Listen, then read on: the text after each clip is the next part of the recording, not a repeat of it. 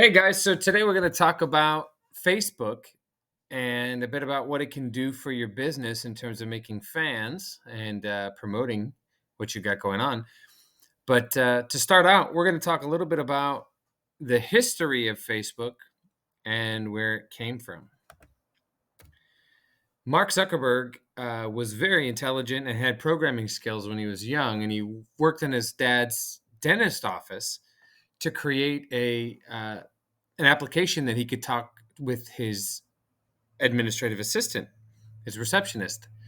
And so eventually, when he went to Harvard, he used those coding skills to make something called Face Mash. And as you can see here in the image, Face Mash was about rating people's faces, whether someone was hot or not. Zuckerberg had to pull it down after a while because he did not have the rights to the photographs that he put on the page, and it became so popular that it got attention and he had to scrap it. He actually relaunched something new called the Facebook in 2004, and it went really quickly from 1,200 users to 1 million users in the first year. And it allowed people to share a little bit about themselves, information relevant to them, and some pictures and things they had going on in their life. As it spread from Harvard to other schools, it went from the 1,200 number into 1 million users in the first year.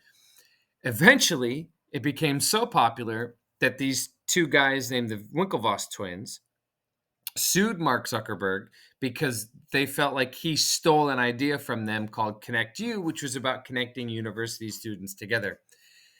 Eventually, he settled with them and gave them $65 million in. They backed off, and he was able to take over full ownership and all of the rights to Facebook. And that's when he relaunched it and rebranded it from the Facebook to Facebook. The Facebook that eventually we all came to end up using at the end of the 2000s. And he moved his headquarters from Boston to Palo Alto, California. Facebook grew exponentially from that point on. It went from 100 million users in 2008 to over 1 billion users in 2014. It focused mostly on individuals sharing information with other individuals, but they also, in this period of time, launched Facebook Marketplace for businesses to use to promote themselves. Around this time, Facebook began to expand itself out. It purchased other companies such as WhatsApp, Oculus, and Instagram in order to spread their influence. It also launched Facebook Messenger, which we all know and use probably pretty regularly. And this started their move into other sectors. Like Instagram was mostly just for sharing pictures of people's life. WhatsApp was an alternative to using cell phone text messaging and to communicate with people through internet phone calling in other countries. And Oculus was a game company developing a VR headset. That's the wrong Meta. Eventually, Facebook rebranded itself and all of its companies under one shell company called Meta so that they could integrate all of these different things into one. And you'll see as we look at the advertising side of Facebook what that can look like with Instagram and other applications. Okay, so I thought I'd just go ahead and use my own business Facebook page to go through some of the things that you can do with Facebook to promote your business. So, as you can see, there's a header at the top, a place for a logo, reviews, and all sorts of different things. And then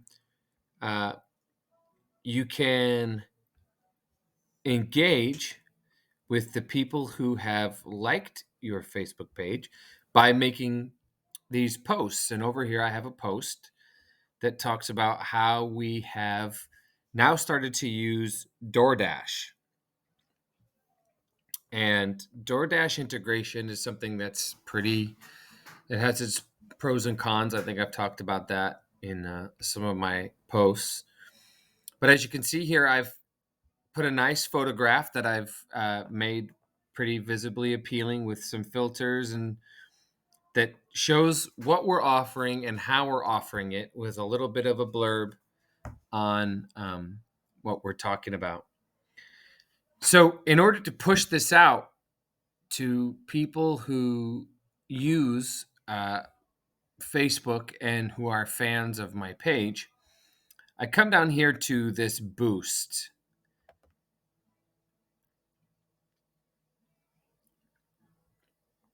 And here you can really fine tune your ad. As you can see, I'm already running an ad for this post, but you can choose your audience, who you want to target. For this particular post, I've targeted people who like my page and their friends.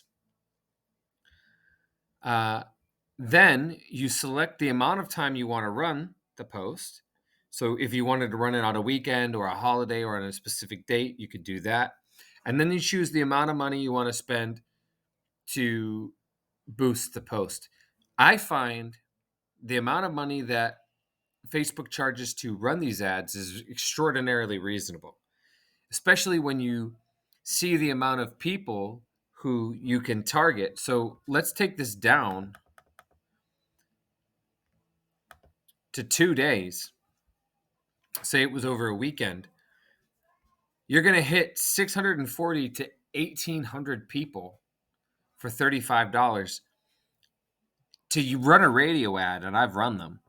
It's several $100s, and there's no guarantee that you're going to hit any more than a few hundred in especially in an area like Crescent City where I live.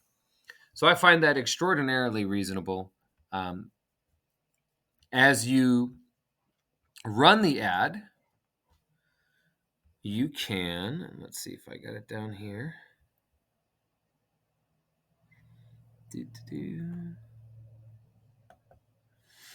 You can check on your analytics to see how many people have actually been reached. So these are the estimated results for how many people have been reached. But if I go back,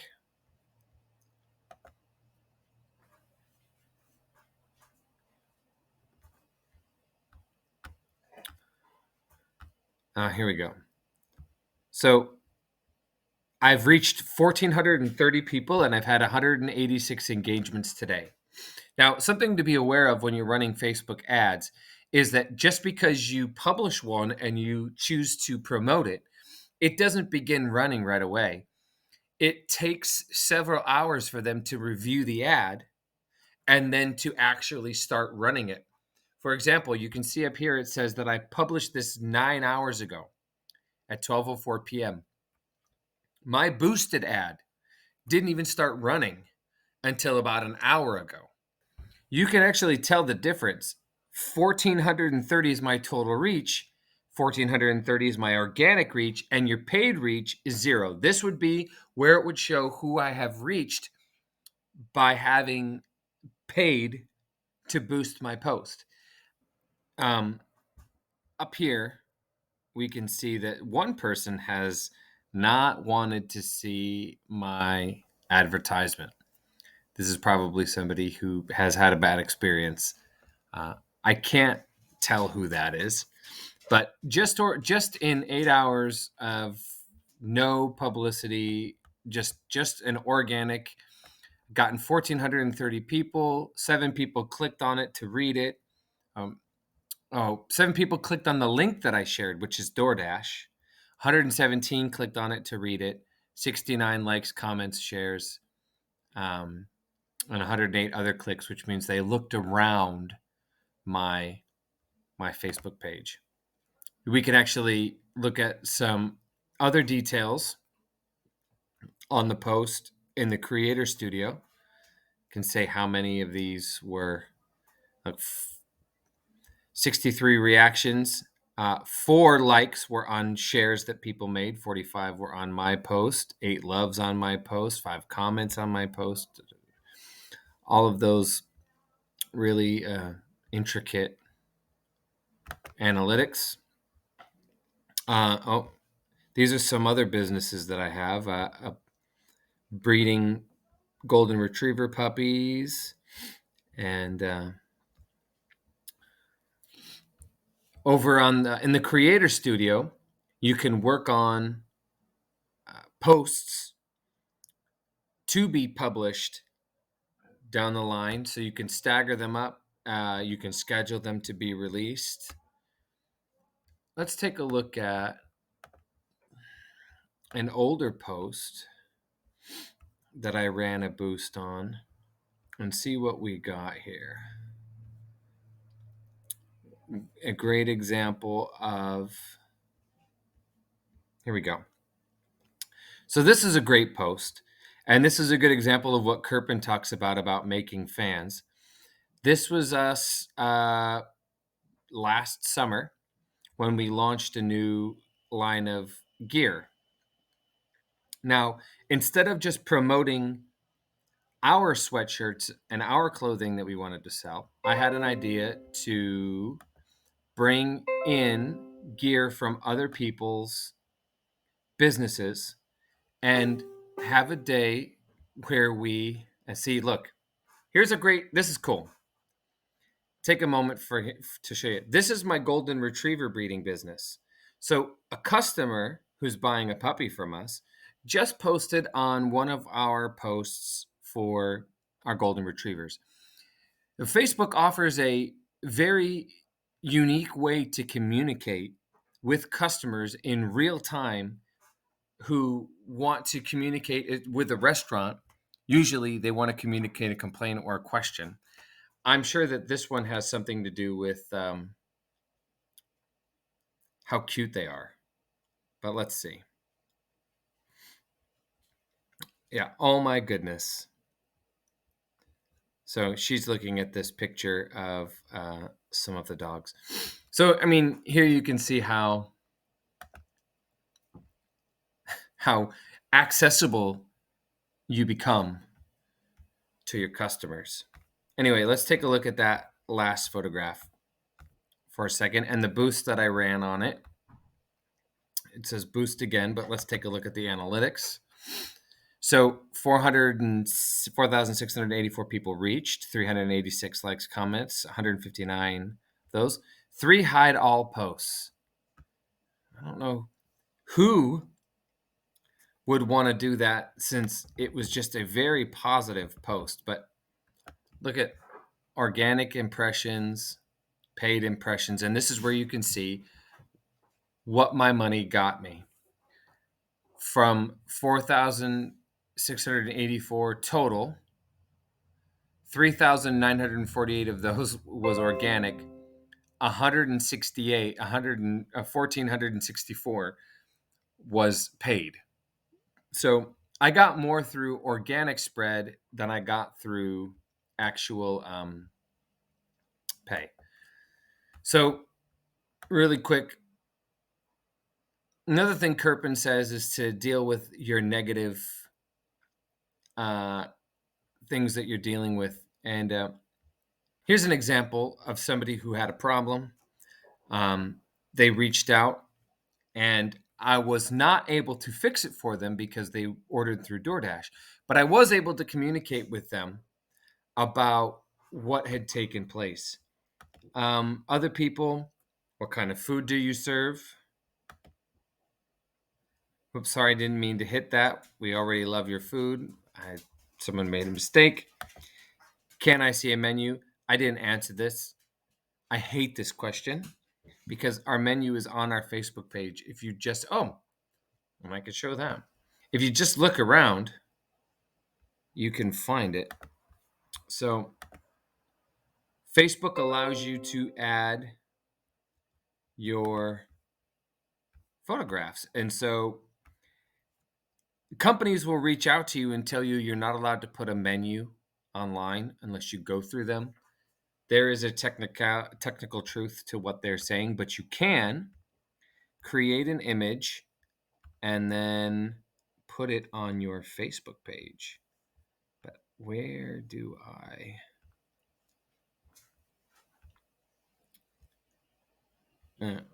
Here's, I'll get to this in a second. But anyway, it's on here. Here, photos. It was in the photos. It might be.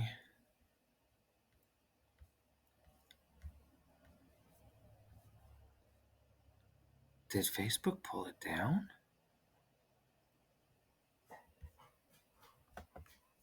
Oh, there it is. See menu. Right there. Okay. Perfect. So, a couple of things that we need to focus on when we're getting started. And this was pretty much the sequence that I did when I relaunched our social media stuff back in 2015. First, have a good email address. Your email address is really important because I don't recommend using your personal name. Use your personal name as little as possible unless your business is named after you. I can respond through CC Diner and Ice Cream, but one time someone found my personal information and really used it to say nasty stuff about me on Facebook, and we live in a small town. So I started an email address, ccdinerandice.gmail.com. And I made that with the Facebook page. So if anybody wants to email me, or if someone's looking to solicit, something, ccdinerandice@gmail.com. And then make your Facebook page.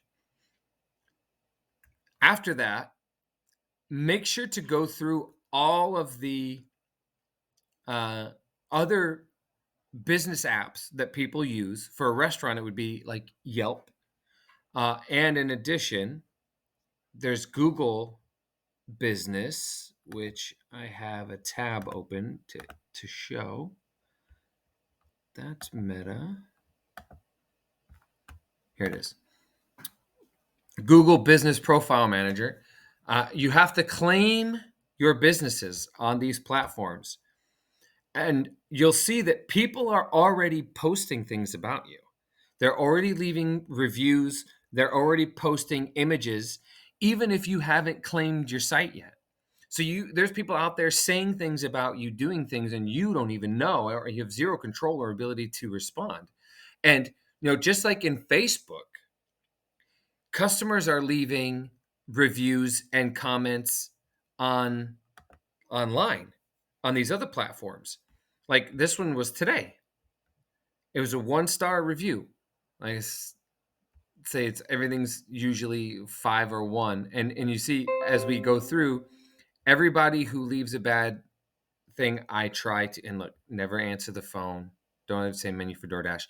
No, we don't, because DoorDash charges a 30% fee. So there's certain things we can't sell because it's not profitable. Anyway, and we have supply issues. So it's important that you go through and you claim all of your pages on Google, Yelp, TripAdvisor, those things. Then, because these pages have existed for a period of time before you had any control over them, there's going to be incorrect info. People may have your menu wrong. They may have your hours wrong. They may have your phone number wrong. I've actually had it where, I bet I can find one right now. If I go to my DoorDash portal here,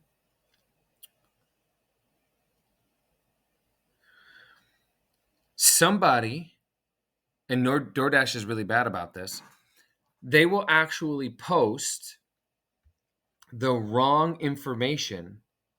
I've had to correct my business hours multiple times, but there's something else too. If I go to the menu, People have uploaded the wrong photographs. There were pictures in here of food I don't even have in my restaurant, like chicken parm sandwiches. I think I went through and deleted them, but DoorDash has a way of undoing the things that you do. Yeah, here we go. Look at this. This is not my turkey melt. I've never served a sandwich like this in my restaurant ever. I don't know where this photograph came from. I don't know who uploaded it. And I don't know who accepted and approved it because I'm the only one who can do that. But as you can see, it's here. And this is going to happen in all of these places where you haven't had any control because people are going to upload things, information about you. So go through then and make sure you correct all of your wrong information so that it's right. I had a guy come in my restaurant a few weeks ago, and the hours had changed for winter. I had changed the hours, and he was mad at me. Oh no, sorry, it was a pulled pork sandwich.